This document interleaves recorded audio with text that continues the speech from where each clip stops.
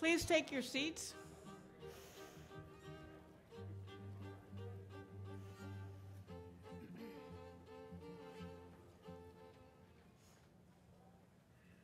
The faculty never behave.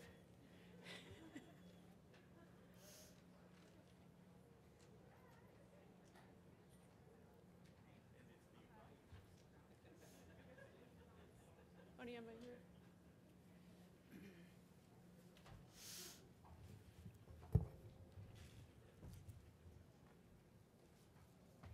Ladies and gentlemen, welcome to Yale University.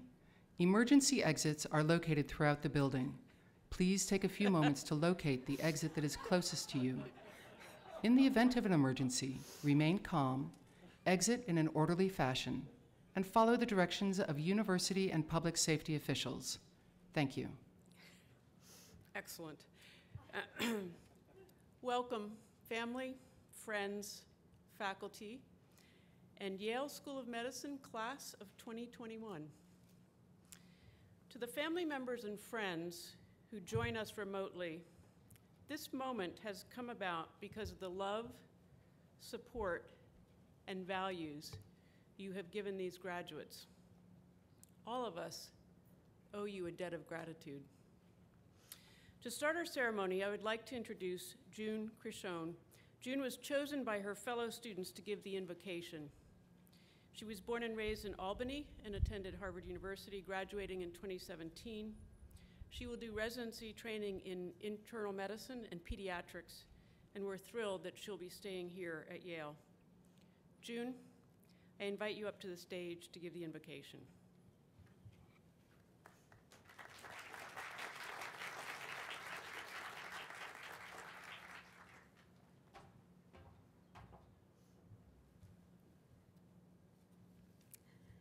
Faculty and staff, family and loved ones, friends and classmates near and far.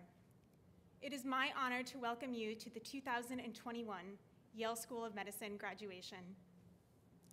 4, 5, or more years ago, when we gathered to receive our white coats, sitting side by side beneath a tent or in Wolseley Hall, likely sweltering on a sticky August day, we could not have predicted that our time at Yale School of Medicine would conclude 6 feet apart, masked, and live streamed. Along with the rest of the world, COVID-19 has challenged us to face loss, isolation, uncertainty, and loneliness. This year has also brought a long overdue and still inadequate recognition of the racism and socioeconomic inequality woven into the history and present day of the United States, as manifested by racial violence and the unequal impact of the pandemic. And yet, here we are. Against the backdrop of these events, we have prevailed in becoming part of a changing narrative of what it means to be a doctor and how medicine should be practiced. We are called to be part of an evolving story in which we recognize that health does not begin in an exam or operating room. And this is true for our own health as much as for our patients. We must remember who we are beyond the walls of any hospital. We must remember the things and advocate for the things that make our own lives meaningful, the things that inspired us to become caretakers so that we could help others pursue meaning in their own lives. To this changing world, we have much to contribute. Our accomplishments extend beyond the traditional rigors of medical school. Among us are social justice advocates, researchers, entrepreneurs, inventors, writers, artists, athletes, parents, partners, and more. Perhaps like me, you have been frequently awed by the achievements of your classmates and humbled by the quiet, creative, diverse, and impactful ways in which they have undertaken to make the world a better place, especially during this past year. We gather today with enormous gratitude to the many people who have guided us through these accomplishments. Thank you to our instructors and mentors, from first-year residents to emeritus professors and deans, for sharing your knowledge, experience, and wisdom, for your feedback, advice, and support, for inspiring and teaching us. Thank you to the numerous YSM staff members for your much-needed reminder emails, for plentiful coffee and friendly greetings, for the many, many behind-the-scenes tasks and skills essential to our progression through medical school. Thank you to our families, loved ones, and friends for your support and advice, for your sacrifices, for your laughter and company, for saying the things that we need to hear and challenging us to grow. And thank you to you, my classmates, for being each other's inspirations and role models, cheerleaders, study partners, confidants, friends, and chosen family. Finally, thank you to those who have gone before us, whether recently or generations before. Let us take a moment of silence to recognize those individuals.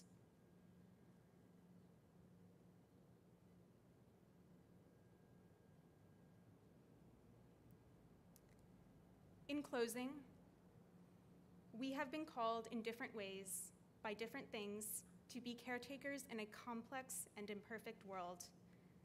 Fortunately, we do not embark on this journey alone. We go forward together, mindful of the people who have brought us to this celebration.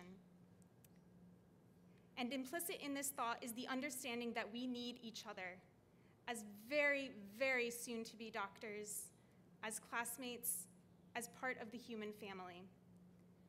And so we go forward together to take care of our patients, to take care of ourselves, and to take care of each other. Thank you so much.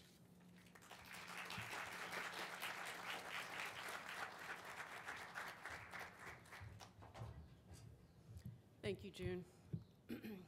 I would like to introduce our distinguished faculty joining us today.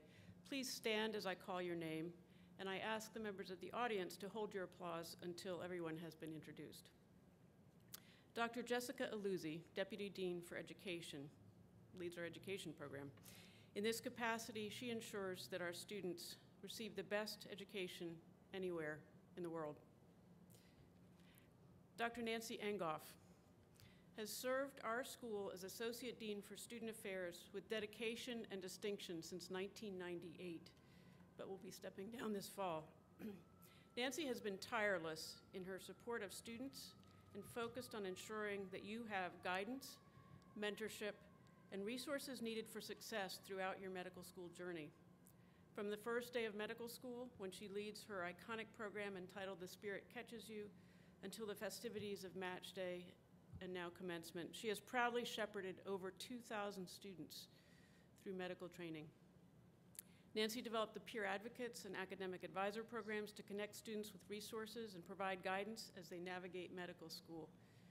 She brought a critical focus to cultural competency into our curriculum through the Introduction to the Profession course, which launches students into topics such as professionalism, bias, and health justice at the start of each year. She introduces students to the clinical setting and the New Haven community as they begin their studies.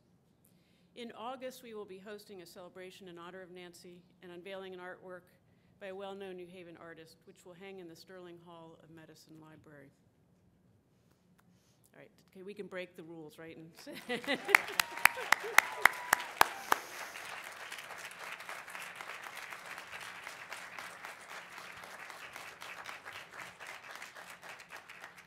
Dr. Michael Schwartz, Associate Dean for Curriculum. Dr. Schwartz assures that the curriculum is relevant and addresses the issues that our students will face in your quest to become outstanding physicians. Our academic advisors, Patrick O'Connor, Michael O'Brien, Karen Jubanik, Emily Wong, Jeanette Tetro, and Susan Koshev, have helped our students steer their academic and career pathways through medical school and into residencies and future careers. Dr. Barbara Kazmierzak directs the MD-PhD program at Yale. This special program provides formal training in medicine and research, and is considered one of the best in the country, has an outstanding track record for training physician scientists. Dr. Laura Ment, Associate Dean for Admissions and Financial Aid, is in charge of our admissions office and is responsible for gathering remarkable students that compose our classes. Dr. Janet Hafler, Associate Dean for Educational Scholarship and Director of the Teaching and Learning Center. Dr. Hafler designs and implements programs and initiatives to support faculty and improve teaching in medical student education and our residency program. Dr. Bob Rohrbach is the Associate Dean for Global Health Education. He helps provide opportunities for our students to experience global health coursework and international clinical experiences. Dr. Marietta Vasquez is the Associate Dean for Student Diversity. She oversees the strategic deployment of resources and coordinates the activities in the areas of recruitment, retention, and professional development of students who are marginalized or underrepresented in medicine. Dr. Onyema Abuagu, our commencement speaker, is a leader in infectious diseases here at Yale and has been vital in the fight against COVID-19. I will say more about him shortly. There are several who are not able to join us in person today and are therefore joining us remotely. Dr. Richard Belitsky, Deputy Dean Emeriti for Medical Education, is noted for his work in the education of both medical students and residents. He became Deputy Chair for Education in 2001 before serving as Deputy Dean for Education from 2006 through 2020. During his 14 years as Deputy Dean for Education, Richard oversaw remarkable transformations in medical education at the Yale School of Medicine. He spearheaded an education strategic planning process in 2008 that resulted in the development of a new curriculum to better prepare our students to practice medicine in today's healthcare landscape. Under his leadership, the school has expanded programs in health equity, global health education, humanities and medicine, biomedical ethics, faculty educator development, and launched the Yale Physician's Assistant online program. We have learned and benefited tremendously from his dedication to medical education, his outstanding listening skills, ability to build consensus and collaborate, and the integrity with which he approaches his work. This fall, we will host a celebration of Richard and plant a tree on the medical school campus, which will honor his contributions to the Yale School of Medicine community and continue to grow in the years ahead. Dr. Darren Lattimore, Deputy Dean for Diversity and Inclusion and Chief Diversity Officer for the School of Medicine, and Dr. Erica Herzog and Dr. Servat Chaudhry, Associate Deans of the Office for Student Research. Please join me in acknowledging these individuals who together have made contributions frequently behind the scenes to the excellence of Yale and the education of this year's graduates.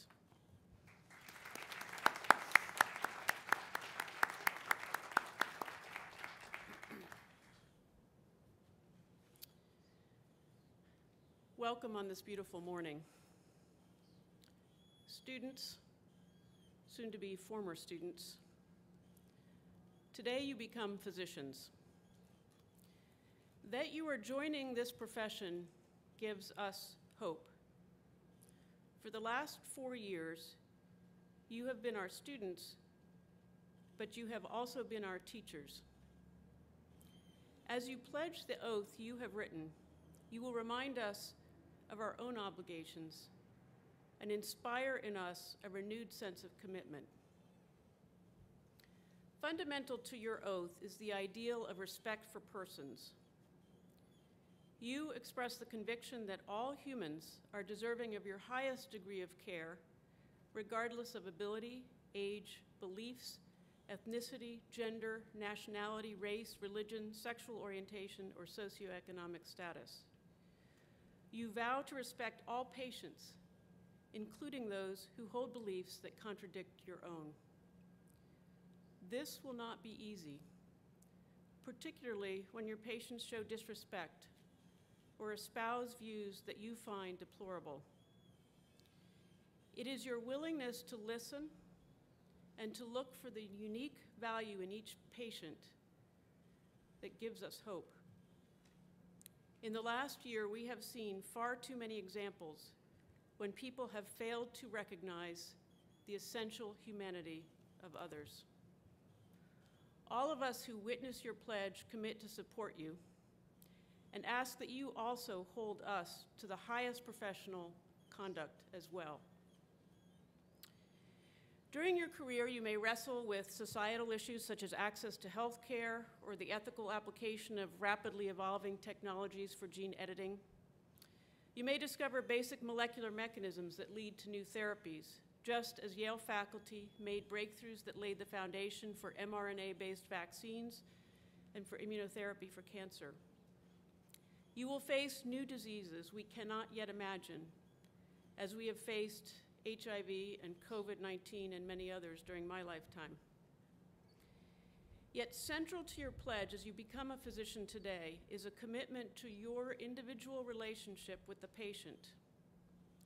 You aspire to earn their trust and to uphold ethical principles such as autonomy, beneficence, non-maleficence, and justice. There may be times when this feels frustrating or even mundane. 1 in 20 patients with whom you discuss smoking cessation will stop smoking. The other 19 will wear you down. The 500th patient you see with atrial fibrillation and rapid ventricular response may not seem so compelling, especially when your family is waiting for you at home, or you feel drawn to return to the paper you were writing. Until the patient tells you that before he was a cab driver, he was a judge in Afghanistan. Or she shares with you that her granddaughter just passed away. In those moments, the patient will remind you of his or her personhood. Develop habits of curiosity that enable you to discover that person who is your patient. It is not an accident that the Hippocratic Oath and other oaths you have considered in writing your pledge focus on the patient-physician relationship. As you note, the practice of our profession is a privilege and an honor.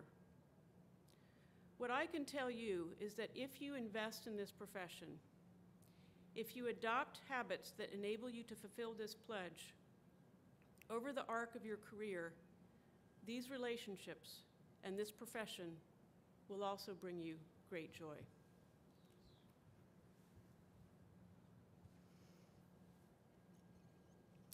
I will now present the Teaching Awards of 2021.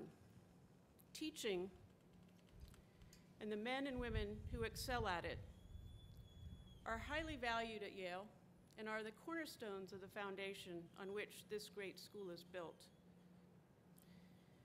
The Leonard Toe Humanism in Medicine Award, presented by the Arnold P. Gold Foundation, recognizes and honors a faculty member who has demonstrated particular compassion and sensitivity in the delivery of care to patients.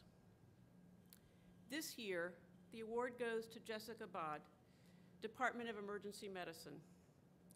One student wrote, "Dr. Bod is an incredible advocate for her patients and truly cares about individuals who may have been overlooked by the healthcare system. Jessica, please accept your award."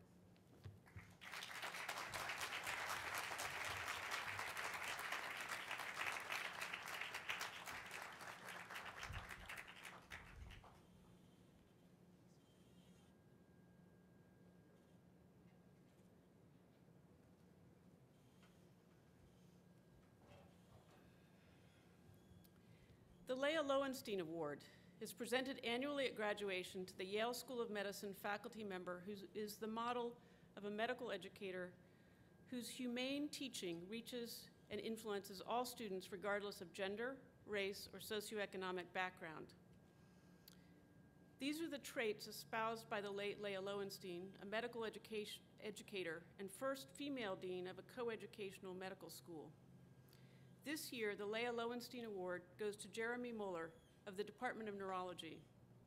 One student wrote, "He exemplified a physician mentor who treats everyone equally, regardless of one's background or differences in worldviews." Jeremy, please come forward.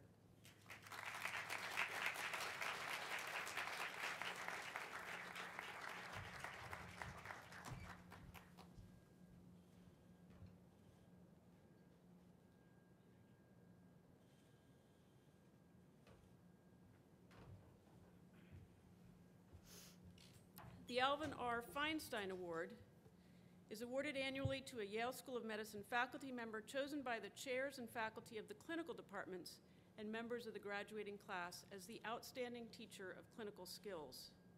I am pleased to announce that the winner of the 2021 Alvin R. Feinstein Award is Jaydeep Talwalkar, Department of Medicine. One student noted, "His bedside manner and ability to communicate effectively with patients is truly a joy to watch, learn from, and try to mirror in my own interactions with patients." Jaydeep.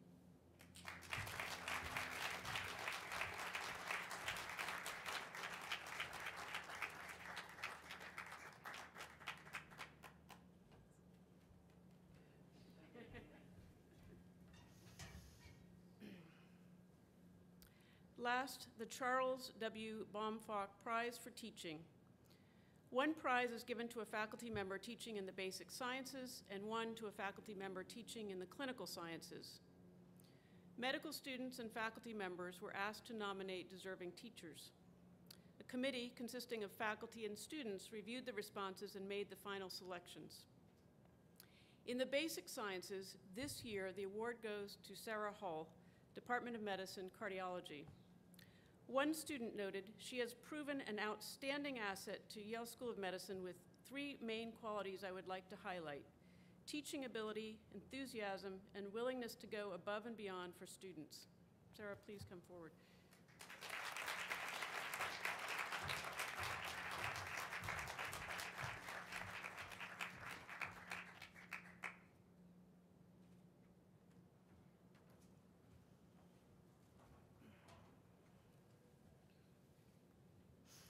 This year, the Baumfock Award in the clinical sciences will go posthumously to Marjorie Rosenthal, Department of Pediatrics. Margie, a beloved clinician, investigator, teacher, mentor, artist, and writer, gave so much to our community, but she lost her valiant fight against cancer last December. Listen to just a few of the beautiful comments submitted on her behalf. Margie was a role model and mentor to many students, other trainees, and faculty for years. She was known as an exemplary clinician educator through her work. She modeled how a pediatrician's role was not just as a doctor to children, but to the entire family unit, and beyond that, to the community. Even as she became ill, she continued to see patients and to teach residents and students with passion, imparting the importance of communicating with patients, families, and communities. As one of Margie's friends and colleagues, Anne Green, said recently, many of us here are the beneficiary of Margie's gifts. We are all in her debt. To honor Margie, funds have been set aside for the Program for Art in Public Spaces at Yale School of Medicine to commission a work of art that will be displayed in the medical school as a testament to Margie's enduring influence on all of us.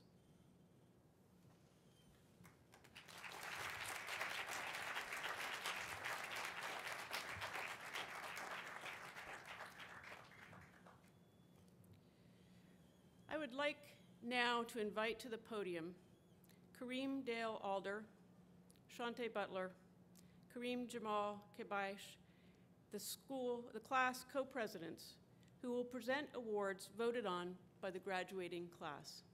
Please come forward.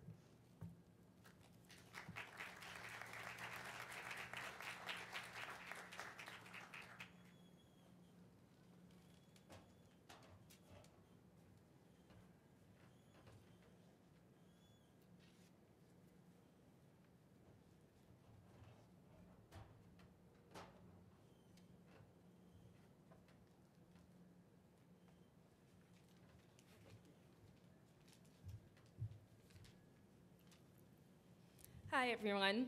So I'm going to present the Francis Gilman Blake Award. So this award is awarded annually to the member of the faculty of the School of Medicine, designated by the senior class as the most outstanding teacher of the medical sciences. It was endowed by Dr. Robert C. Kirk, Yale 1930s, as a memorial to his twin brother, Dr. Gilman D. Kirk. So I'm just going to read a few words that his nominee wrote.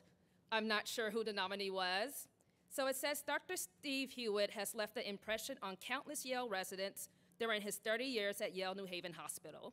With experience as a program director, director of graduate medical education, and preceptor for medical student activities rotation, his entire career has been dedicated towards advancing the education of medical trainees. He is not afraid to allow trainees to act independently, but also provides fantastic feedback and communication that is always constructive. I learned so much about hypertension and nephrology from him, but more importantly, I learned how to provide amazing patient care while allowing trainees the opportunity to lead in patient care. Additionally, even though our time working together was brief, he truly took the time to get to know me and each of the other trainees on our service and provided advice about our future and careers in the medical field. Lastly, Dr. Hewitt has been a leader to enhance resident safety and continue to provide an educational environment despite the complexities brought on by the COVID-19 pandemic. So with that, I would like to pronounce the Francis Gilman Blake Award to Dr. Steve Hewitt.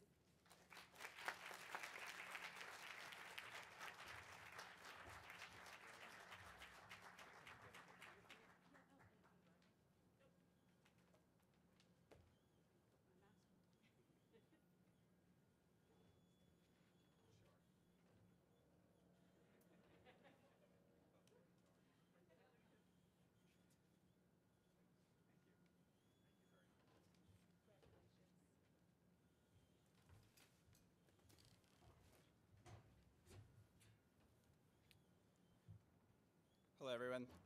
The Betsy Winter House Staff Award is given by the graduating class each year to members of the house staff at Yale New Haven Medical Center who have made significant contributions to the education of medical students.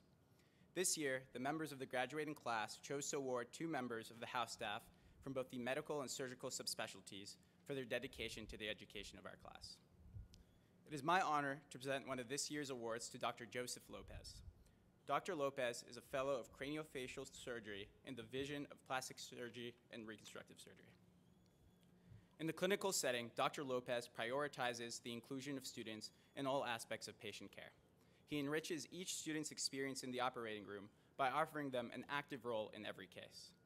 He's an exemplary educator, dedicating his time to teaching students about the principles of plastic surgery and modeling the highest degree of compassionate patient care. As a researcher, Dr. Lopez has mentored more than 15 Yale postdocs and medical students during his year as a fellow and has inspired many students to pursue plastic surgery as a career. Please join me in congratulating Dr. Lopez for this award.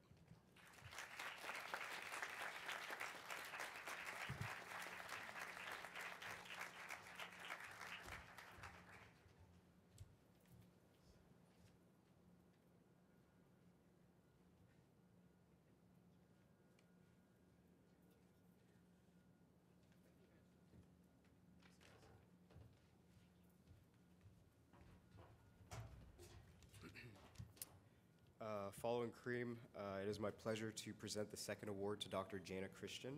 Dr. Christian is currently a chief resident in internal medicine here. She's well known in the program for empathy, compassion, and leadership skills amongst faculty and amongst medical students. She's known as a staunch advocate for student learning and development. Additionally, she is known for leading the development of the Race, Bias, and Advocacy in Medicine track that will be launching at Yale in the coming year. Her accomplishments, approach to patient care, and medical student advocacy has made her a wonderful example of what a physician should be. Please join me in congratulating Dr. Christian for receiving this award.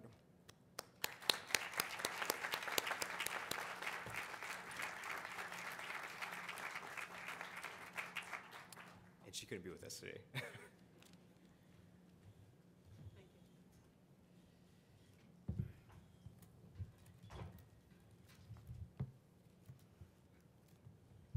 Thank you to our class presidents. It now gives me great pleasure to introduce our commencement speaker, Dr. Onyema Abuagu, or Dr. O, as his colleagues, patients, and trainees know him. Many of you have been familiar with Dr. O's recent work as the PI of the Pfizer COVID vaccine trial at Yale. His contribution to the effort to find a safe and effective vaccine has been broadcast widely, and he has been featured on many media outlets and in multiple interviews. Onyema has risen to the occasion with his calm demeanor and an ability to clearly interpret difficult concepts. But there is much more to the successes of Dr. O. In addition to his accomplishments in clinical research, which also include research into pre-exposure prophylaxis for HIV, novel HIV treatments and other antivirals, including remdesivir, he is an expert clinician following patients with HIV and hepatitis C in the Nathan Smith Clinic. He is a consummate teacher of both residents and fellows in infectious diseases and in the HIV primary care tract, and of medical students in the medical coaching experience. In fact, 2 of his MCE students are in this graduating class. He's the 2017 recipient of the Steve Hewitt Faculty Award for Dedication and Excellence from the Internal Medicine Primary Care Program.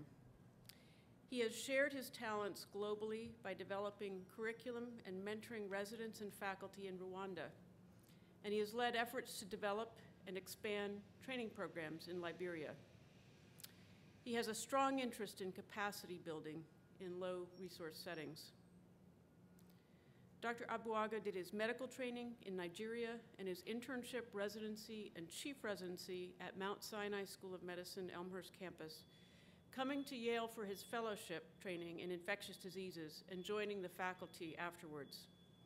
He is an associate professor in the Department of Internal Medicine in the section of infectious diseases. Dr. O models for us the depth and breadth of a career in academic medicine and the passion for a multifaceted life in investigation, clinical care, global health, and teaching. Dr. O, along with the class of 2021, I welcome you as our keynote speaker today.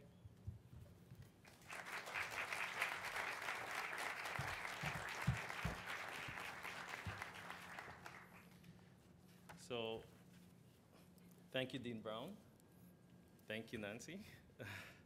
And congratulations to all the faculty, residents, and fellows that received awards today. Class of 2021, I am beyond thrilled and totally honored, like my daughter would say, to be selected to be your commencement speaker this year. For full disclosure, I'll read my notes to self. Have fun, be funny, leave imprints. Remember, they are much younger than you, so no old people jokes or quotes. Try to sound hip and cool. So here goes. 4 decades ago, a black man worked in the Harkness dormitory, catering to snotty medical students' needs, all to make an extra buck while pursuing his master's degree in political science, from which he graduated with distinction, and later obtained a PhD in political science, all from Yale.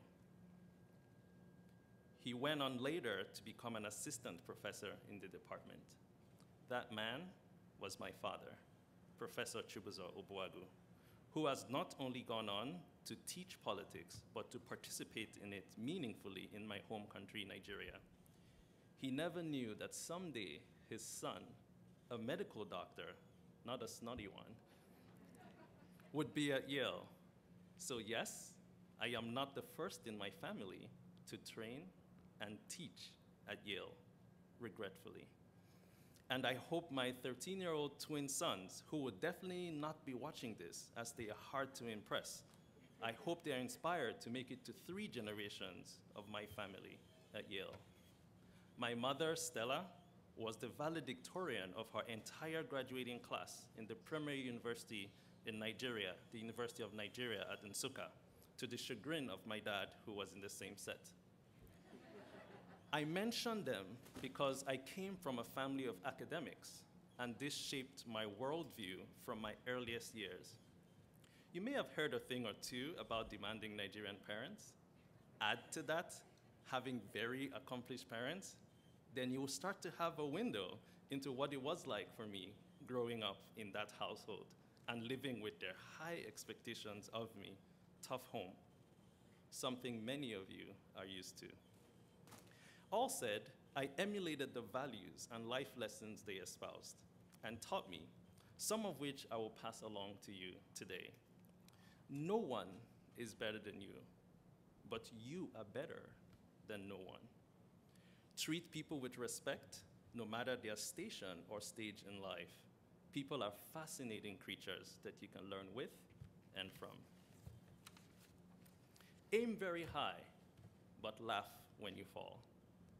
Give your best shot, and whatever the result, you could have done no more than you did. So here's to all parents, grandparents, step-parents, guardians, family, and sponsors of the graduating class today. Congratulations and thank you.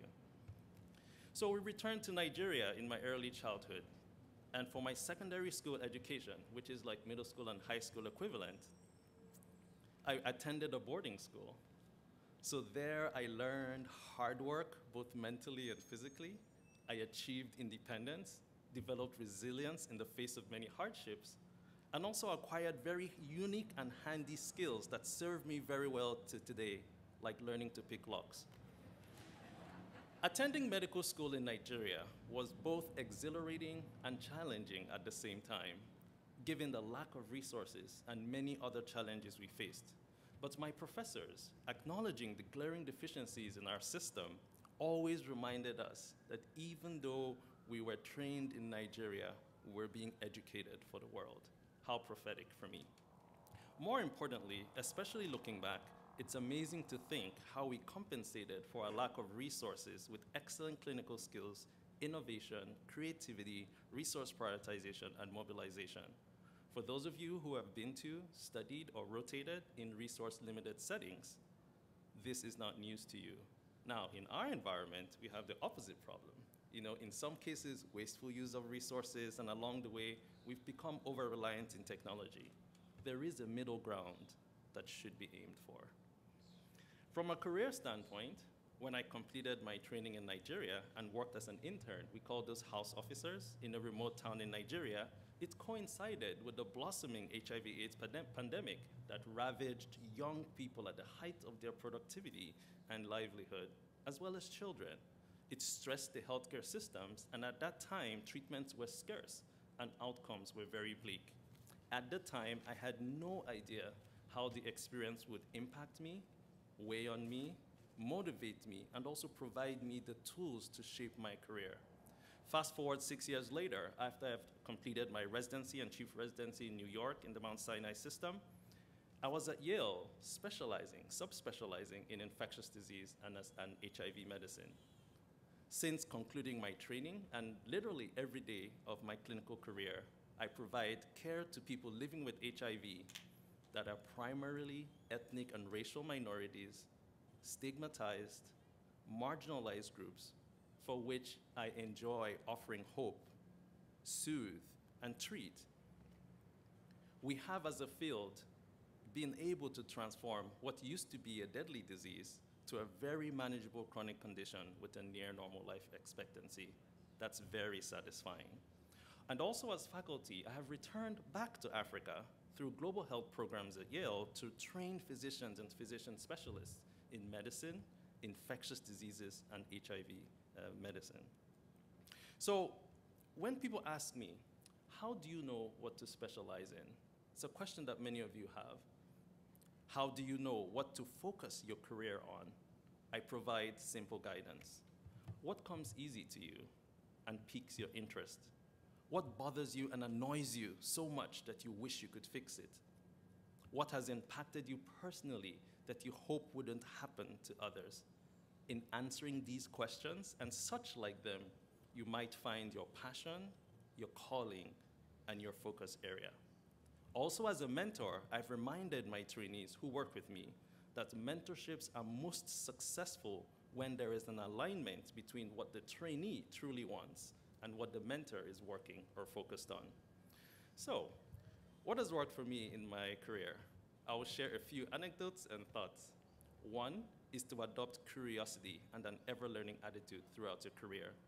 Unfortunately, it's not just that a decent amount of what we taught you would be obsolete, challenged, or even wrong by the time you begin your practice or other medical career choice, but that as you learn more in an area, you actually learn more about the gaps in knowledge and the unknowns. So in some ways, we learn more that we know less.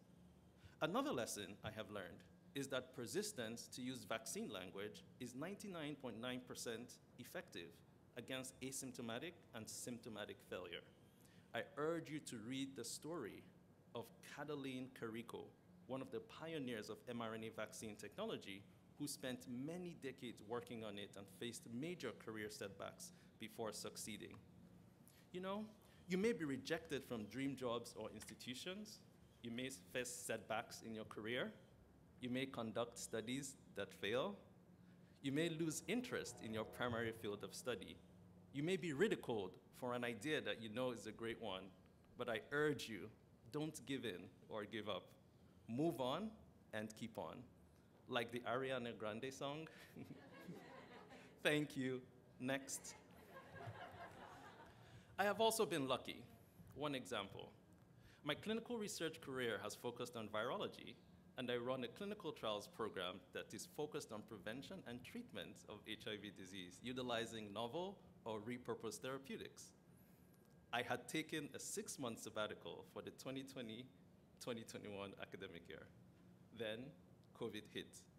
It was a new viral infection for which no therapeutics or vaccines existed, but for which there was great urgency to discover, evaluate, and deploy them. What an alignment there was between what was needed and what I do every day. Furthermore, I had the time to devote to the work. Ultimately, to be part of the team that included scientists, clinical researchers, clinicians, and others that delivered the first authorized, safe, and highly effective COVID-19 vaccine for adults and children in the US, and one of the most widely used in the world, as well as the only FDA-approved therapeutic to date, is a thing of pride. But luck is not a successful strategy. It can open doors, but it cannot sustain success. As Louis Pasteur, the French chemist and microbiologist and father of the germ theory, stated, in the fields of observation, chance favors only the prepared mind. I encourage you to continue to toil, labor, and sweat, derive pleasure and satisfaction from your everyday work, and someday light will shine on your work, or better still, fortune will favor your prepared mind. If you dream of saving the world, maybe someday you literally can. But in academics, it's never over. After the next challenge for me and so many others, long-acting therapies for HIV treatment and prevention. So let's talk about COVID-19. SARS-CoV-2 has certainly impacted all of us in more ways than we currently know or can measure. I know that your education and lives have been disrupted in some way by it, but I also think that in other ways, you have all participated in confronting this unprecedented event in human history at the bedside, in the laboratory, or even in the community. In confronting COVID, how valuable and precious are the skills you have acquired and that you will deepen and strengthen as your career moves forward. Furthermore, you have all been witnesses to the weaknesses that have been exposed, not just of our healthcare system, but also within the public health and political structures that should support them. We have celebrated huge successes with finding effective vaccines and treatments, just to find out how unprepared we were to deliver these therapies equitably and successfully nationally and globally. We are perceived as trusted messengers, but there's a huge trust gap between our most vulnerable populations that we serve and service and the medical and the public health systems and structures. And while health disparities in the US have long been known, they have been thrust ever more conspicuously to the view of anyone who cares to look or has paid attention. So what do all these mean? Certain themes emerge. Most diseases are not just biologic entities or medical syndromes. They are embedded in an array of political, economic, environmental, ecological, psychological, and social aspects that may impact their emergence, acceptance, prevention, treatment, and recovery. Sometimes our science is just not enough and has limited impact if we don't address these different factors that intersect with the individual and the public health. We need to rebuild and repair trust within the communities that we serve as medical providers. In the United States, think about this. Minority groups, including Blacks and Latinx individuals, still have less insurance coverage, are screened less for certain cancers and other diseases, receive less analgesics when needed, and receive less optimized care for certain heart conditions. We haven't yet quite designed systems that can reach out effectively to our communities in need, literally taking our medicine to those who cannot access or reach us. This is on us, and no more than it is on them. The health of the collective one is the health of all, and the health of all is the health of one. This applies to communities, districts, states, nations, and the world. Akin to herd immunity, our medical destinies are tied, and we only truly do well when we do well together, like President Joe Biden always says and repeats, a rising tide lifts all boats. So what do I advise new physicians, newly minted physicians, about the future in this context? We have to extend our medical careers, practice, and specialties and research, and think about the broader relevance to the community. We have to use our training and expertise to be beacons of truth, even where it costs us. Defend science against anti-science, speak truth to power and systems, advocate for the oppressed and neglected, and call out and address injustice and inequity where we see it, but we need to see it. We need to be educators within and without our medical systems to a public who lean on us in these kind of times for information, knowledge, and guidance. As people now turn to non-reputable sources, including social media, for information, we have to meet them where they are. All these are an added calling for us and may not have been sufficiently included in our robust medical school curricula for you, but they are vital for your real-world practice and relevance. Lastly, but no less important, some general advice. Work hard, but prioritize family and friends above your work. Take time to rest, and don't feel guilty about that. Create times not to respond to emails from work or participate in yet another Zoom call. Be kind to your patients. They are already suffering. Make friends with people who are different than you. Maintain your professional relationships. They will serve you well now and in your future career. Treat your trainees kindly. Always remember your own experiences as a trainee. And let me add, get vaccinated. So class of 2021, I am sure, in fact, I'm pretty confident that you all will go on to do great things in the future. As a faculty member and mentor, it's hard to explain the pride we feel when our trainees and our mentees succeed. That's a time-honored and core tradition and legacy in the profession of which you have now become a part. I wish to end with thanks to my family, my twin brother, Chibuzo, the love of my life, Grace Igiraneza, my mentors and colleagues who have contributed immensely to bring me to where I am today. And thanks again to all of you for having me. Class of 2021, congratulations, and I wish you all health, happiness, and fulfillment in your future. Thank you.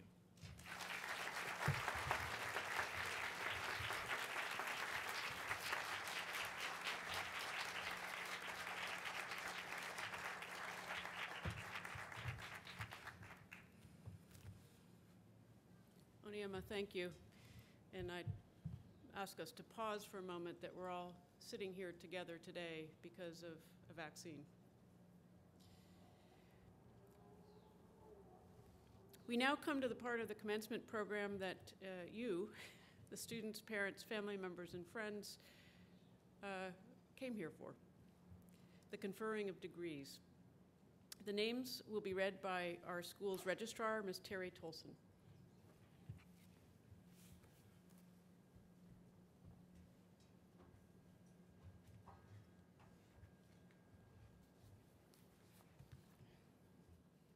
Good morning, everyone. It's good to see everyone.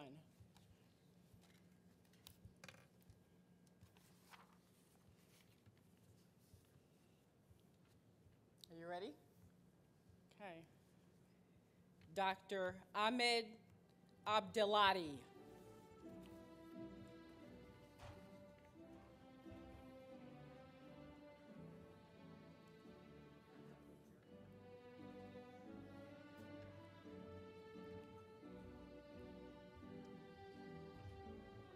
Dr. Paul Abraham.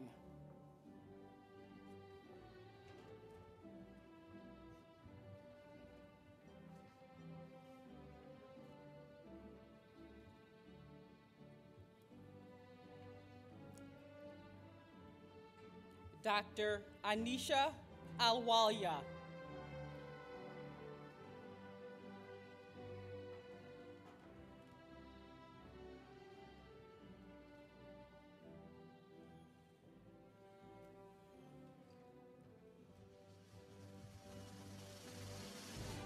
Dr. Evan Chen.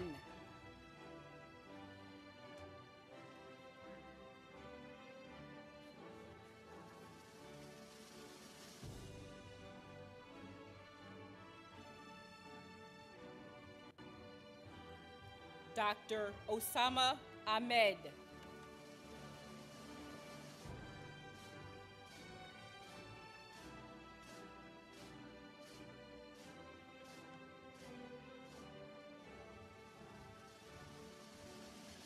Dr. Charushi Ahuja.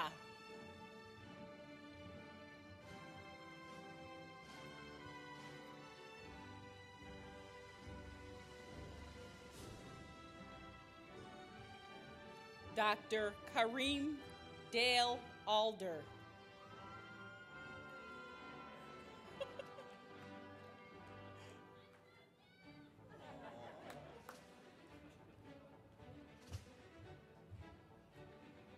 Dr. Jonathan Avery.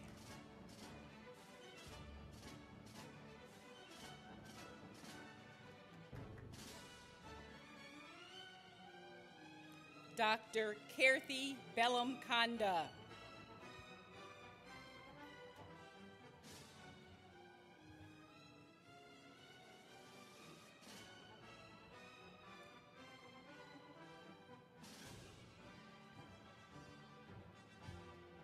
Dr. Lynette Bosquez.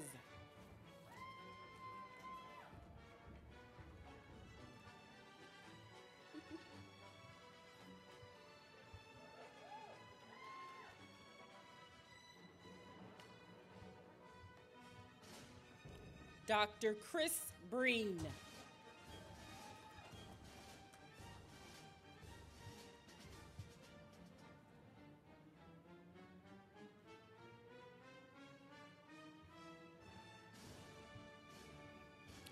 Dr. Patrick Burroughs.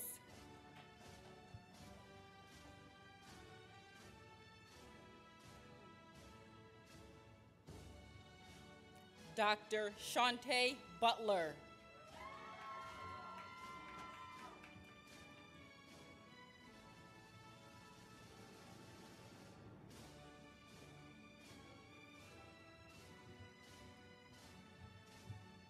Dr. Nathan Shiming Chai.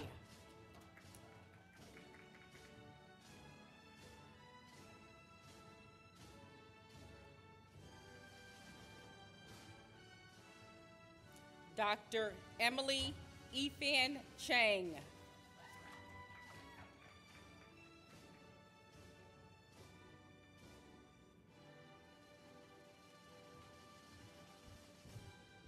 Dr.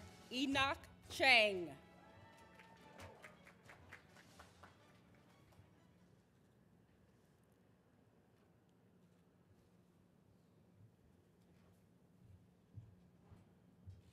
Dr. Fuad Shoeri.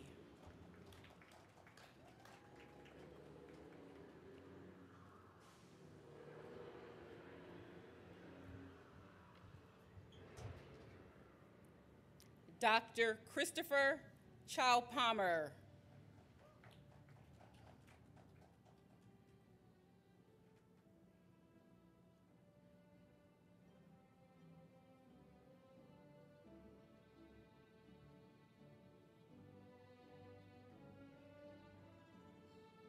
Dr. June Krishon.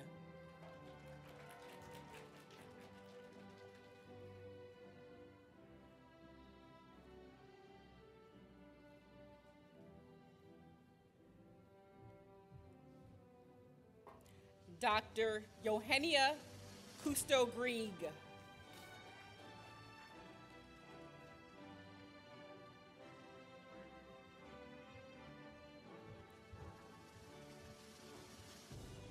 Dr. Lena Duan.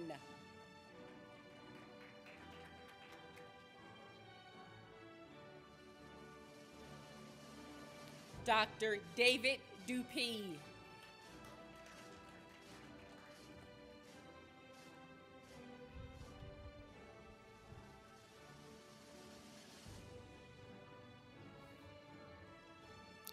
Dr. Sharif El Dirani.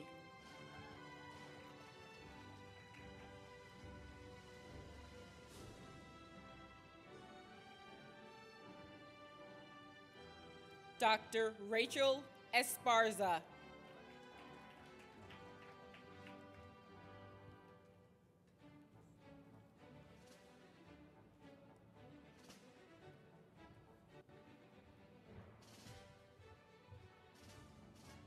Dr. Lizzie Fitsusa.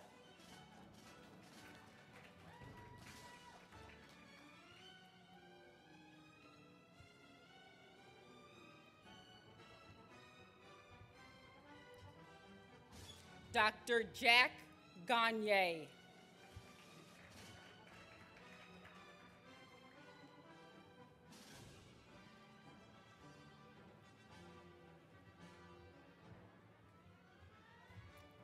Dr. Chris Gorlin Hahn.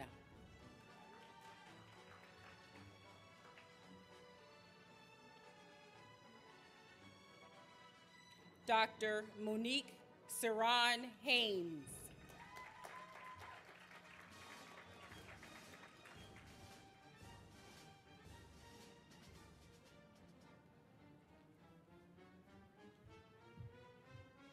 Dr. Daniel Zachary Hodson.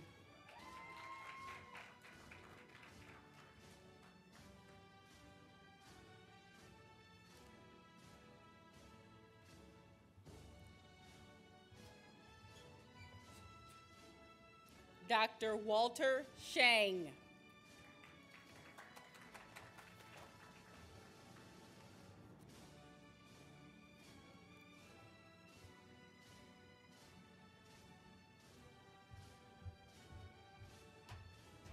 Dr. Miriam Egay.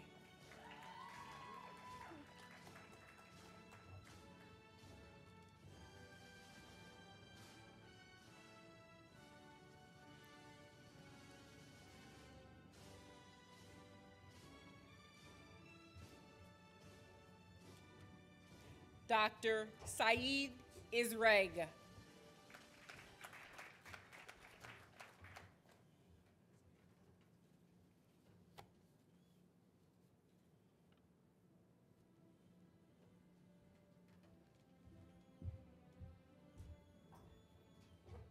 Dr. Daniel Jacobs.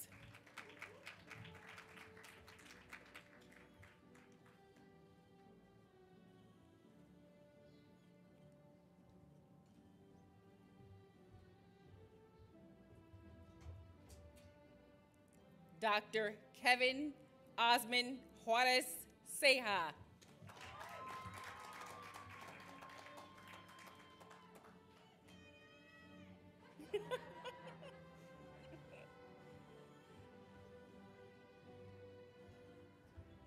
Dr. Kareem Jamal Kabish.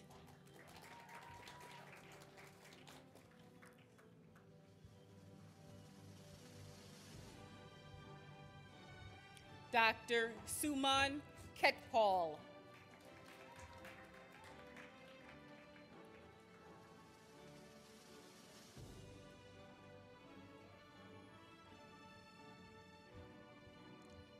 Dr. Juliana Capri Lawrence.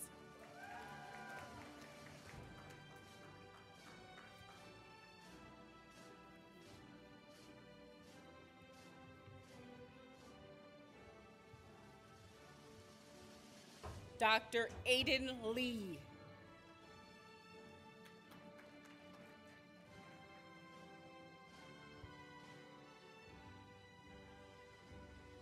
Dr. Ezra Lichtman.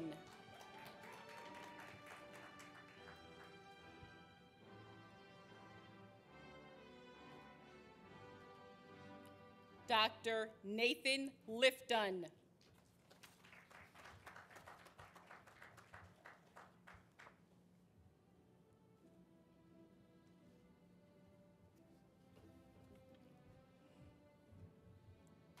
Dr. Kevin Liu.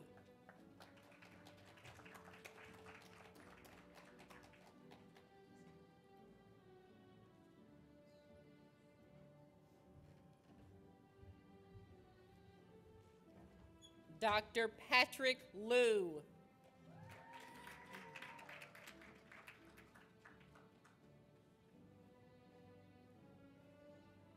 Dr. Natalie Leah Lomaizva.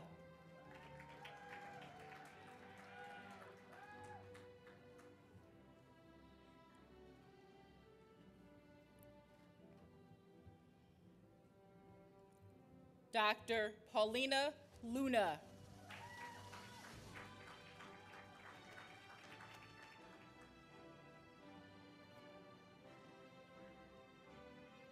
Dr. Rohil Malpani.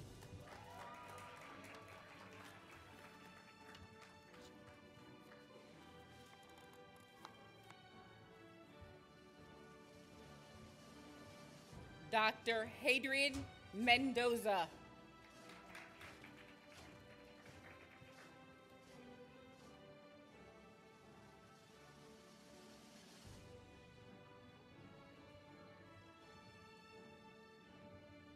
Dr. Fatima Nadim Mirza.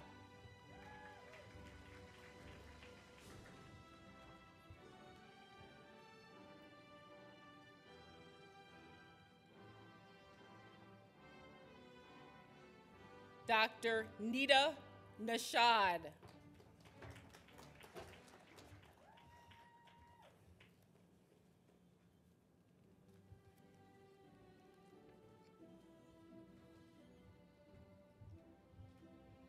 Dr. Max Jordan Gamini Tiaco.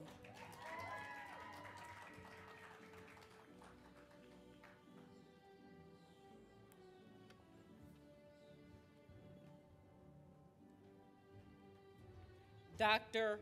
Halsey Fernald Niles.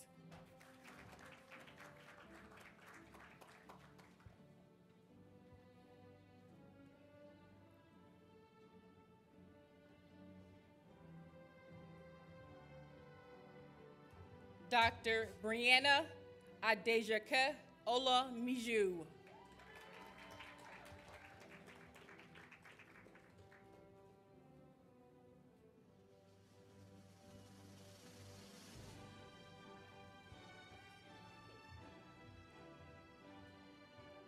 Dr. Taylor David Otteson.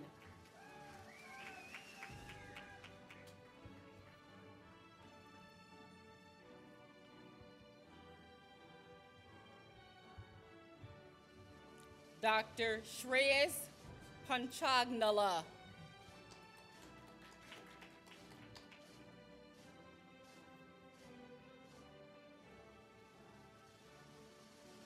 Dr. Kishan Patel.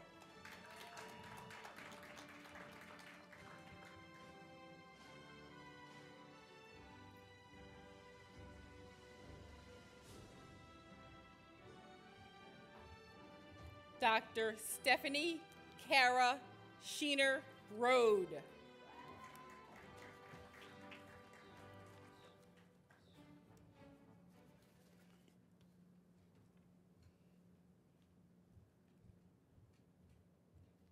Dr. Max Rollison.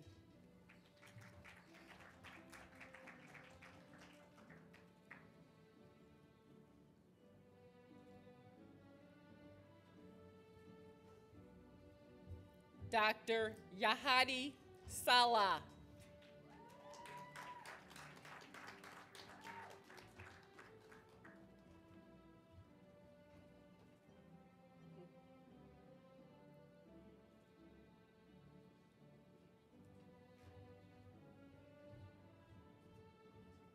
Dr. Amina Salam.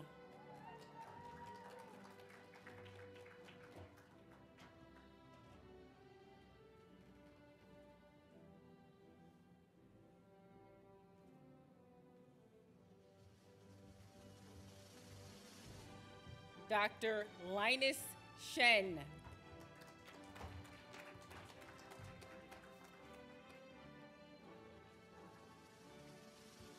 Dr. Michael Thomas Solatke.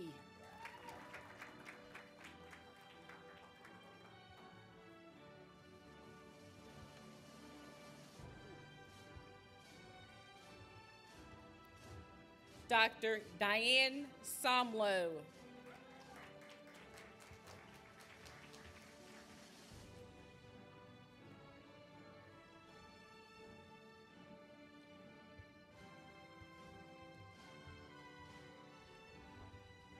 Dr. Michael Warren.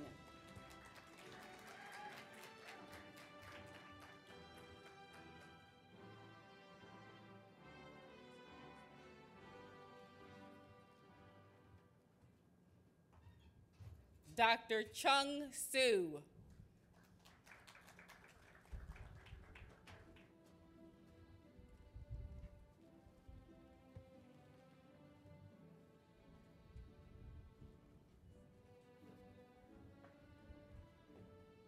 Dr. Mary Sun.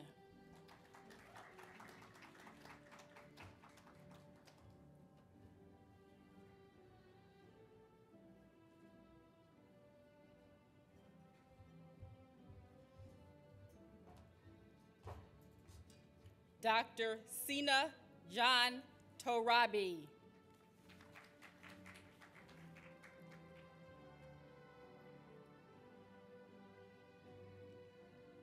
Dr. Gwendolyn Towers.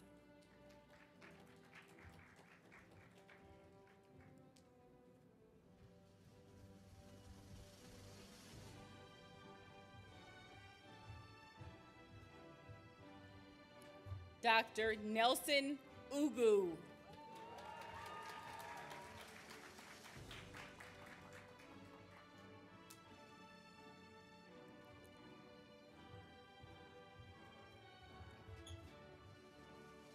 Dr. Laura Isabella Torrent Van Dyke.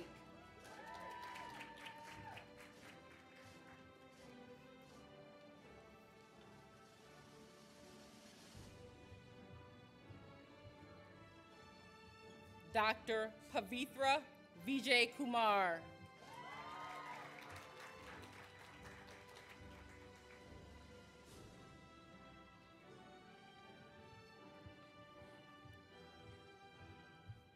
Dr. Teja Voraganti.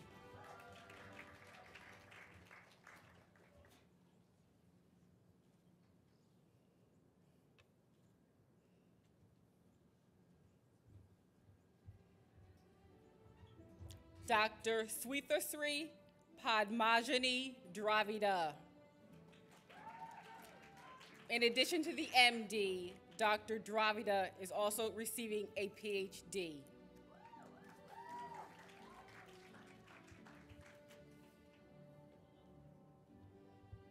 Dr. Melinda Wang.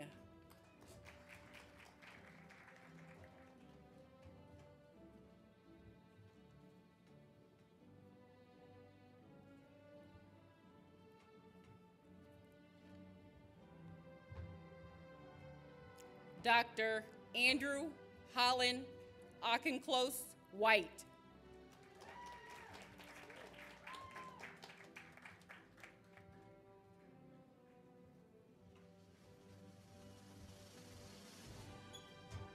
Dr. Alexander Tate Wilson.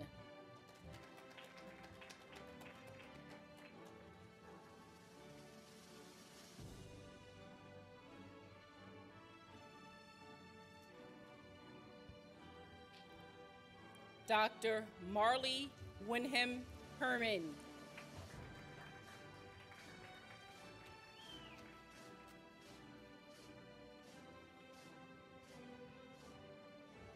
Dr. Amy Zhang.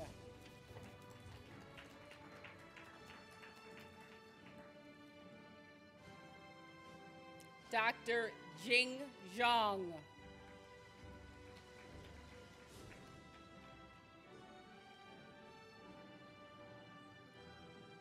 Dr. Charlie Zhao.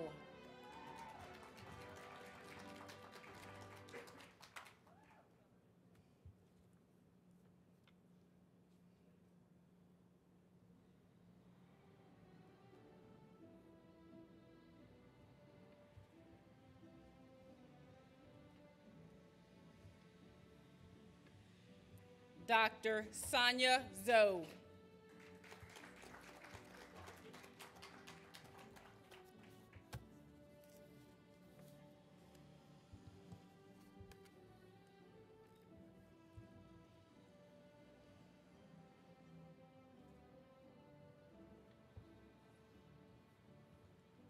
The following graduates are receiving both the MD and PhD degrees. Dr. Shivani Butt.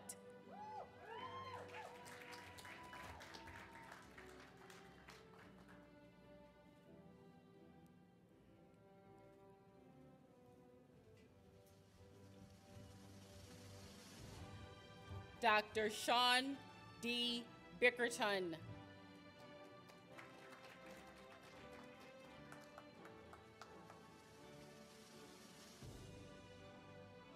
Dr. Nasheed Hassan Chaudhry.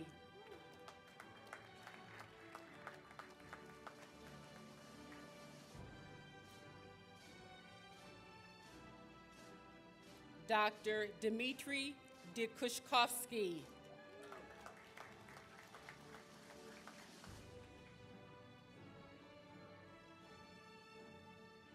Dr. Alana Ryan Kaplan.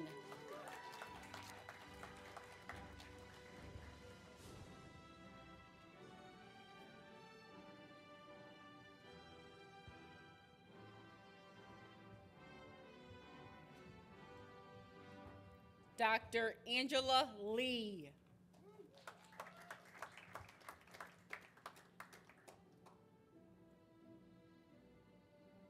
Dr. Don Lee.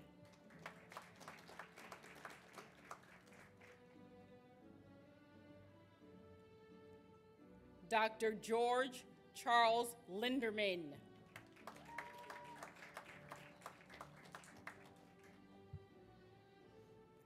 Dr. Jonathan Marquez.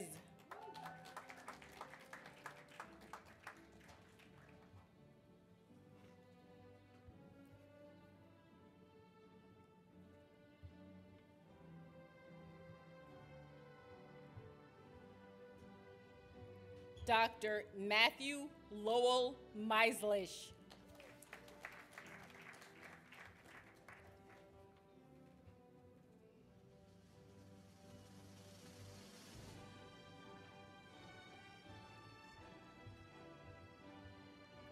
Dr. Aaron J. Reed.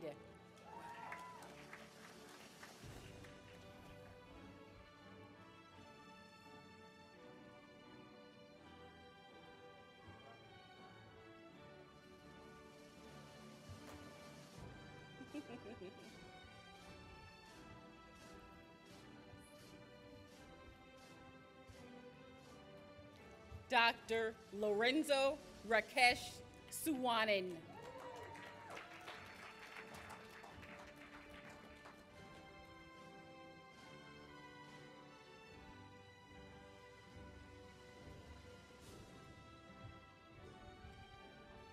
Dr. Alexander Archaryavivit Savaronos.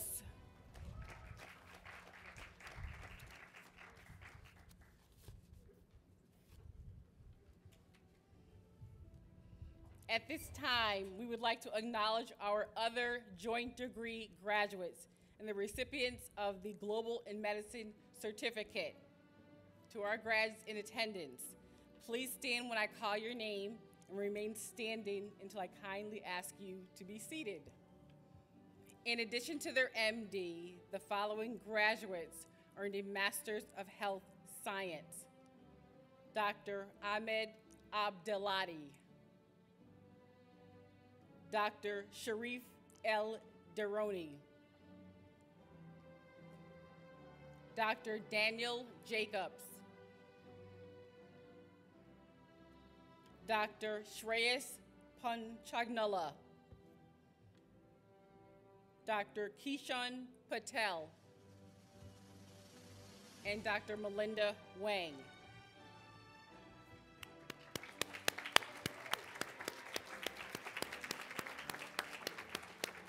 You may be seated. In addition to their MD, the following graduates earned a Master's of Business Administration. Dr. David Dupee, Dr. Chris Gorlin Hahn, Dr. Monique Haynes, Dr. Walter Shang, Dr. Taylor Otteson, Dr. Michael Solatke, Dr. Diane Somlo, Dr. Michael Warren, and Dr. Marley Wyndham Herman.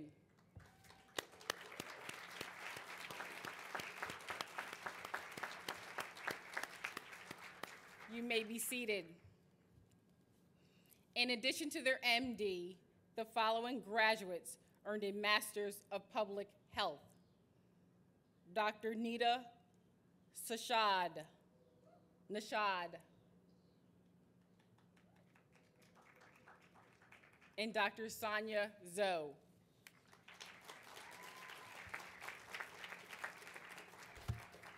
You may be seated. In addition to their MD, the following graduates earned a certificate in global medicine. Dr. Juliana Lawrence, Dr. Fatima Mirza,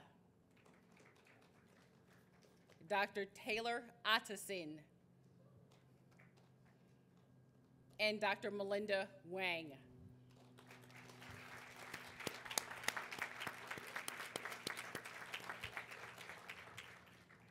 Thank you. This ends our presentation of degrees, and congratulations to the class of 2021.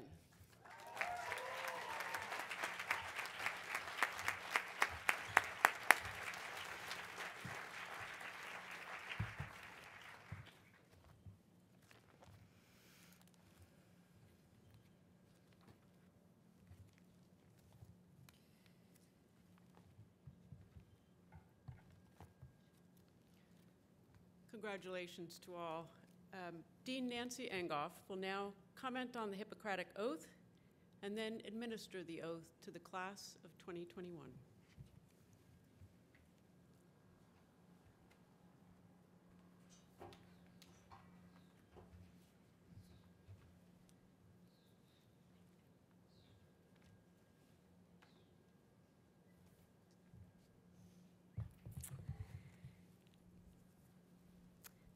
We have a tradition at Yale School of Medicine.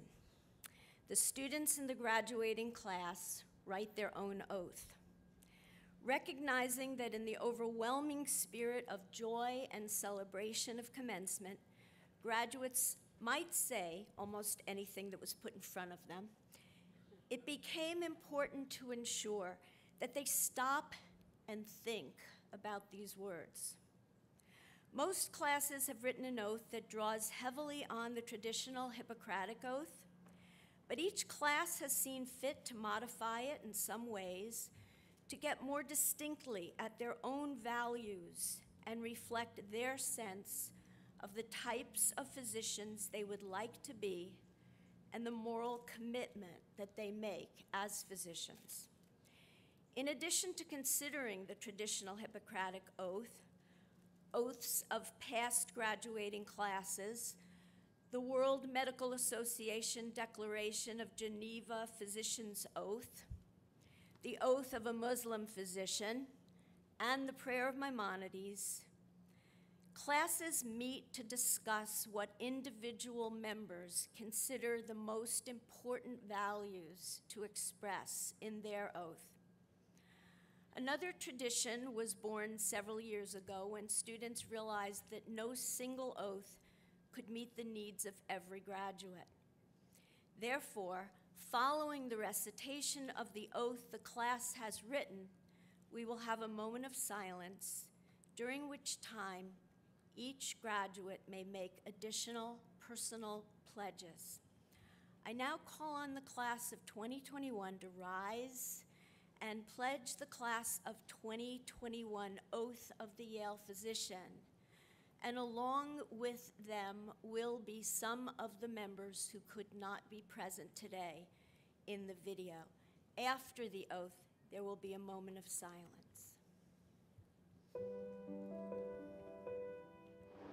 In the tradition of our predecessors, witnessed by our families, friends, and colleagues, and in service to our future patients, we willingly take this oath. We pledge to dedicate our practice of medicine to the sick and vulnerable, with full commitment to the ideal that all humans are deserving of Our highest degree of care. We vow to recognize the influence of our biases, and we will challenge our peers and ourselves to provide equitable care for all patients with compassion and dedication, regardless of ability, age, beliefs, ethnicity, gender, nationality, race, religion, sexual orientation, or socioeconomic status. We vow to respect the scientific process, recognizing that the practice of medicine is an art guided by evidence. We will recognize the contributions of others with gratitude when we succeed, learn from our mistakes when we err, acknowledge our own limitations, and seek guidance when we are uncertain. We vow to respect all patients, including those who hold beliefs that contradict our own, be they religious, political, philosophical, or otherwise. We will strive to earn the trust of our patients by providing confidential, capable, and compassionate care. We vow to leverage our privilege as physicians to advocate against policies that compromise the health and well-being of our patients. We recognize that a state of health extends beyond absence of disease, including physical, mental, and social well-being, and vow to promote all in our practice of medicine. We vow to always uphold the foundational principles of medical ethics: autonomy, beneficence, non-maleficence, and justice. We vow to attend to our own health and well-being, so that we may be a positive presence in the lives of our families, communities, and patients. We strive to always remember that the practice of our profession is a privilege and an honor. With these words, we commit our work and lives to be like disciples of Asclepius, stewards of healing, vanguards of justice, and torchbearers of reason, on this day and for all days to come.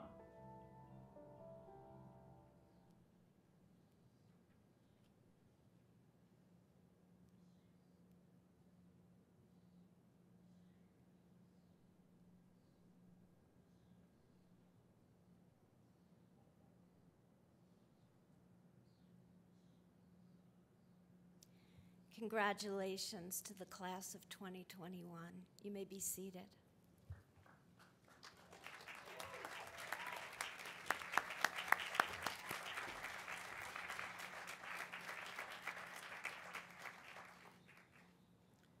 This now brings us to the conclusion of today's celebration.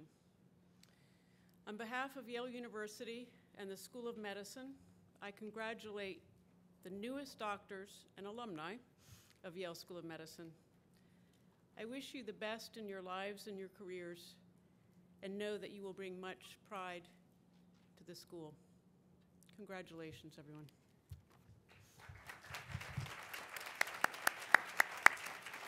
We are adjourned.